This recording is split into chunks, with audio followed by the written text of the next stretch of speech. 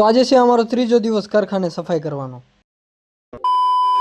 તો જય દ્વારકાધીશ, હું છું ગુજરાતી બ્લોગર હરદીપ। 90 દિવસ પછી હું લેવાનો છું આઈફોન ને આજે છે તેનો 62મો દિવસ। પછી તો કારખાને કામે પહોંચી ગયા ને આજે છે અમારો ત્રીજો દિવસ ફાઇનલી સફાઈ કરવા। આજ તો અમારા કારખાને છેલ્લો દિવસ કારણ કે હવે કારખાને ડુંગળી પૂરી થઈ ગઈ છે। હવે કારખાને જ્યારે ડુંગળી આવશે તે દિવસ પાછું શરૂ થાય। આજે તો ફાઇનલી પછી ગોડાઉન ધોવાનો વારો આવી। ગોડાઉન ધોઈને પછી અલરના પટ્ટા ધોવા આવી ગયા। એસી રૂમ ધોવાઈ જાય એટલે પછી કારખાને કામ પૂરું થઈ કારણ કે મશીન રૂમ તો અમે પહેલા જ ધોઈ નાખ્યો હતો। પછી તો 6 વાગી ગયા ને બધા પેલા બહાર કાઢો ને બધા દાડિયાને હવે લગાડી દીધા ધોવા। હવે તો બધા દાડિયા પેલા ધોવે છે ને અમે ત્રણે તો વહી આવ્યા પછી શેડમાં બેહવા। પછી તો હવે વાગી ગયા 6 ને સિંગલ પાળી છૂટી થઈ ગઈ હતી એટલે બધા બેસી ગયા ગાડીમાં ને હવે અમે નીકળી ગયા ઘર તરફ। સુરત દાદા આ થમવામાં હતા ને મને એમ થયું કે 2-3 વિડીયો સુરતના પણ ઉતારી કારણ કે વાદળાનું ને સુરત દાદાનું વ્યૂ બહુ મસ્ત આવતું હતું। પછી તો અમે પહોંચ્યા વિક્ટર ને 6 વાગી ગયા હતા એટલે સંધ્યાનું ટાણું હતું રસ્તામાં તો જોવા મળી ગયા હતા। પછી તો ઘરે આવ્યો ને ઘરે આવીને પછી મારા મમ્મીએ મોળી નાખ્યું હતું પોપિયું। સાગર આવેલો હતો ને મારા ફૂઈ આવેલા। પછી તો હાંજે બધા મિત્રો આવી ગયેલા હતા મારી ઘરે બેસવા। તો મિત્રો તમને બ્લોગ સારો લાગ્યો હોય તો ફોલો કરવાનું ભૂલતા નહીં। હવે હું વિડીયો એડિટિંગ કરી લઉં। મળું કાલના બ્લોગમાં। Radhe Radhe, bye bye.